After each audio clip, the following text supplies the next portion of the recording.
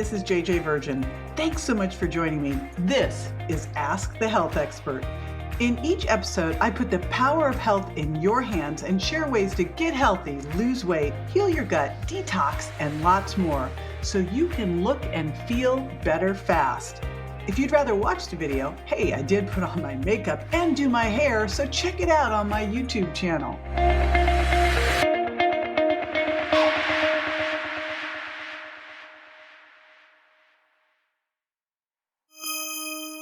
Inflammation is the biggest threat to your health.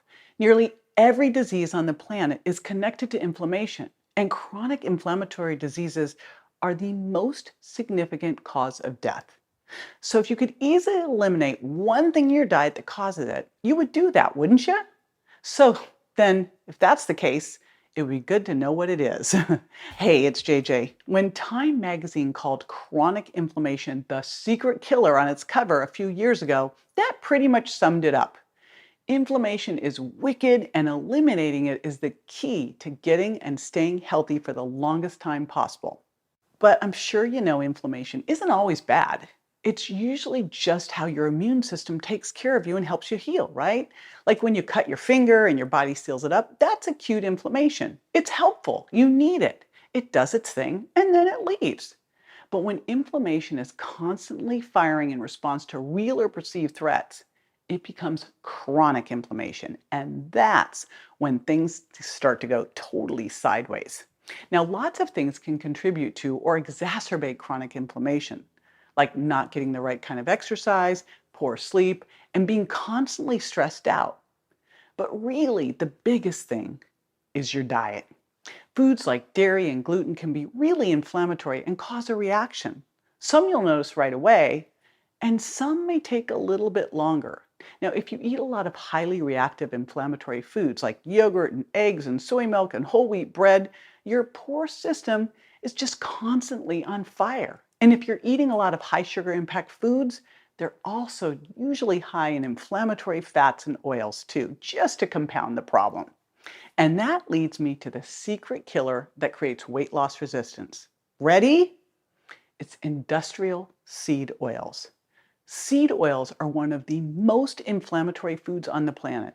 And they're in so many things that you eat, probably without even thinking about it, like salad dressings, packaged nuts and nut butters, and meat served in restaurants. Vegetable oils and damaged seed oils stress your cells so badly they can trigger an inflammatory reaction. And if they're a constant in your diet, your body keeps pounding out this inflammatory response, which puts you at serious risk for chronic disease. Now, they're inflammatory because they're loaded with omega-6s, as opposed to omega-3s, which are anti-inflammatory. And the bummer is that seed oils are also used in foods that seem healthy, like hummus. Right now, soybean oil is the biggest source of omega-6 fatty acids in the United States because it's really cheap, and it's found in a ton of processed foods. But they're also made from other plants like corn and safflower seeds. Now, if you're eating the standard American diet, you're getting a ton of processed seed and vegetable oils. So you're probably getting way too many omega-6s relative to omega-3s. And an omega-6 to omega-3 ratio that's too high can contribute to excess inflammation and raise the risk of disease, including heart disease. So the single most important thing you can do to reduce your ratio of omega-3s to omega-6s is to avoid processed seed and vegetable oils. And of course, that means avoid processed foods too. And get more omega-3s in your diet with things like cold water wild-caught fish, like salmon, and pasture-raised, grass-fed and finished meat, and flax seeds and chia seeds and walnuts. And when you're swapping out that corn and canola and soybean and safflower oils, you can swap in a variety of clean oils. Think extra virgin olive oil, avocado oil, grass-fed ghee, and coconut oil. And that's going to really help get that ratio back in balance. Now, studies link omega-3s to a ton of benefits. They support neurological function and brain health. They can help stabilize moods and your emotional well-being. They help your cardiovascular health. They're great for a robust immune system, and they can help you burn fat and build muscle. And not to mention that, they help fight inflammation. So if you're not eating fatty wild-caught fish or leafy greens or other vegetables very often, Think about taking a high quality omega-3 supplement like my Omega Ultras. Omegas can help with so much. And you may know I have some personal experience with the power of omegas with helping my son recover from a severe traumatic brain injury. So, as you can imagine, I am on a mission to get these into regular use. Now, you have to be really careful that when you're cooking with oil, you think about the smoke point. Some oils are just better off on salads than searing your steak, after all. The smoke point of an oil is the temperature where it starts smoking, right? That makes sense. But there's a huge range. It can be as low as 325 degrees, it could be as high as 520 degrees Fahrenheit. And the reason it matters is that when your oil smokes, it's breaking down. And that's when it can release free radicals. That's when you get those damaged fats. And not to mention that also makes your food taste burnt. So doesn't taste good either, but doesn't taste good inside your body. Now, unrefined oils like almond oil, flaxseed oil, and extra virgin olive oil, those have low smoke points. These can turn rancid just sitting on the shelf. So you're going to want to only use these for things like salad dressing, and you're going to want to buy them in dark colored glass because the light degrades them. You also want to get them in single little small containers because every time you open them, you're exposing them to air. Then you're going to want to stay away from refined oils like canola, corn oil, soybean oil, sunflower oil, and peanut oil. Now, usually these aren't from organic crops. So first off, they're sprayed with pesticides. And remember, fat absorbs all of these toxins, right? Then to get the oil out, they're processed with nasty chemicals in a method that involves bleaching, which makes them then oxidize. And oxidized oils can produce toxic byproducts. Experiments that fed oxidized vegetable oils to animals showed that they can cause damage to brain cells, they can lead to inflammation, they increase the risk of diabetes and cardiovascular disease. Bad stuff. So when oils oxidize, they begin to go rancid. Now, to check if your oil is rancid, guess what? You gotta lick it. And if it tastes bitter, sour, or stale, it's rancid. If you notice some off flavors, just assume it's bad because rancid oil triggers the release of free radicals and that creates inflammation.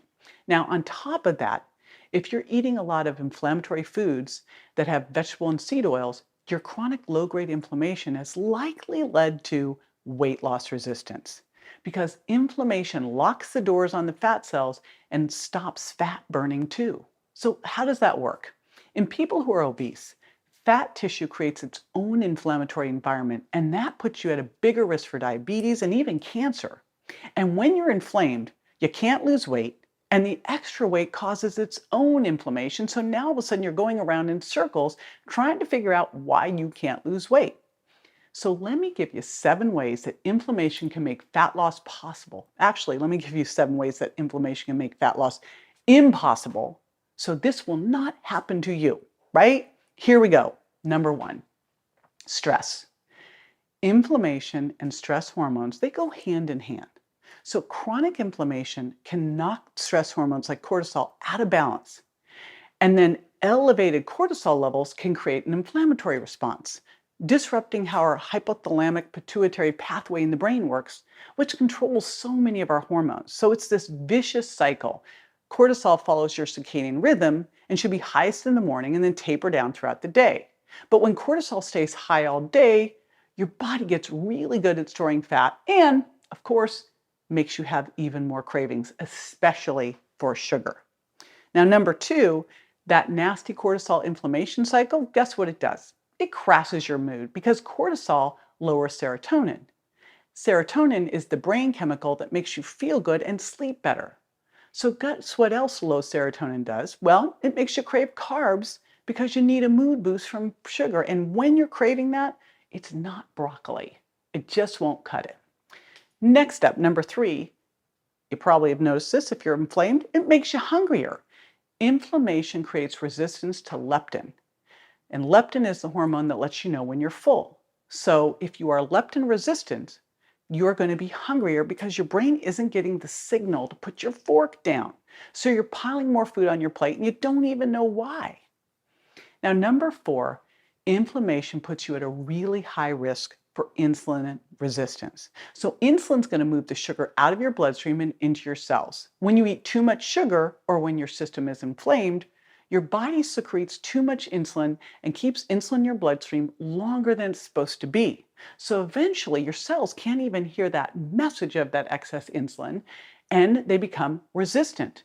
Insulin resistance basically slams the doors to your fat cells shut. And then good luck trying to lose body fat. Now, most experts say if you've got chronic inflammation, you are guaranteed to have insulin resistance. And that's a vicious cycle. Anything that causes inflammation will cause insulin resistance, and then anything that causes insulin resistance will cause inflammation. It's just this vicious cycle going around. Number 5, inflammation makes you bloated and puffy because when your body is inflamed, you're retaining fluids. So if you're feeling bloated, puffy, you're retaining water after your meals, your body is sending you the message that it's in a battle with inflammatory foods that you're eating. And what you see and feel, it's the fallout. All right, number 6. Inflammation disrupts your gut balance. Now, gut-related inflammation brought on by unhealthy foods, stress, and antibiotics creates gut imbalances or what's called gut dysbiosis. Literally, that inflammation disrupts your gut flora so these trillions of organisms can't work as effectively. So then you're hungrier, you've got cravings, and you actually can extract more calories from the food you eat. And guess what? You store them as fat.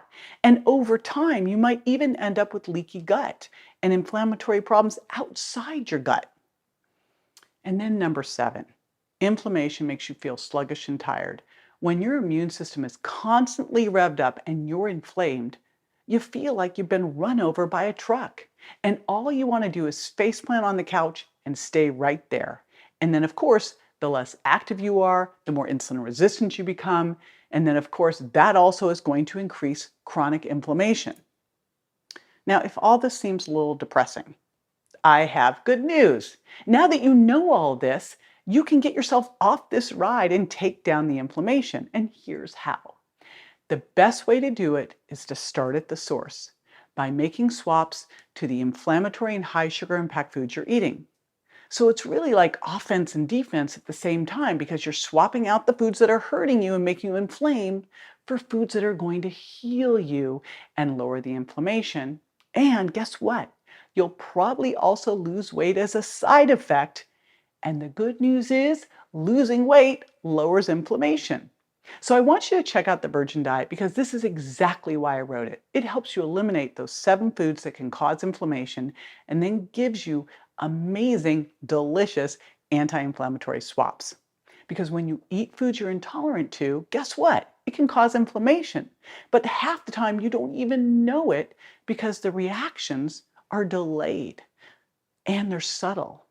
So you keep piling on these things you think are healthy, right? Like low-fat yogurt and egg white omelets and whole grain bread and tofu, but you're not feeling great and the weight just won't budge. What is going on? It's because these so-called health foods, and this includes the damaged seed oils hidden in them, can sabotage your health by triggering inflammation and causing nasty symptoms like bloating and breakouts and headaches and achy joints and stubborn weight gain. So the Virgin Diet helps you swap foods that hurt you for anti-inflammatory foods that heal you. Now, giving up gluten alone, that makes a huge difference. In fact, studies show that gluten-free diets can reduce weight gain, inflammation, and insulin resistance. And same with sugar. Sugar is one of the most inflammatory foods on the planet. But you can retrain your sweet tooth, and I have some serious, delicious, amazing swaps in my free Sweet Treats recipe guide that are going to satisfy your sweet tooth without firing up inflammation or spiking your blood sugar. They are literally amazing low sugar impact treats. In fact, you can serve them to your friends and they won't even know. So I'll give you that link to that below. Now, the best part about all of this only takes 3 weeks. And can we agree that you can do anything in 3 weeks? So in just 3 weeks, your immune system calms down and other great things start to happen, like a lot of the skin issues and joint aches and fatigue that inflammation can cause, they just go away in a matter of days. So you feel better, you probably lose some weight, and I can almost guarantee you'll love the swaps so much, you're not going to miss those other foods and you'll never want to even go back. Now here's the bottom line. Reducing inflammation by making simple swaps can help you lose weight by switching from being a sugar burner to a fat burner, by boosting your immunity and reducing your risk of disease. So check out the Virgin Diet so you can see the results for yourself. All right, thank you so much for joining me. And if you don't know me, I'm JJ Virgin. I'm a 4-time New York Times bestselling author. I'm a fitness Hall of Famer, and I got a lot more to share with you to help you get and stay healthy. Also, check out and like my other videos on blood sugar control, and do not forget to grab that free Sweet Treats recipe guide. And I'll see you next time. For more info on this and other health topics I cover, or to rate and review, find me on Instagram, Facebook, and my website, jjvirgin.com. And don't forget to subscribe to my show so you won't miss a single episode. Go to subscribetoJJ.com. Thanks again for being with me this week.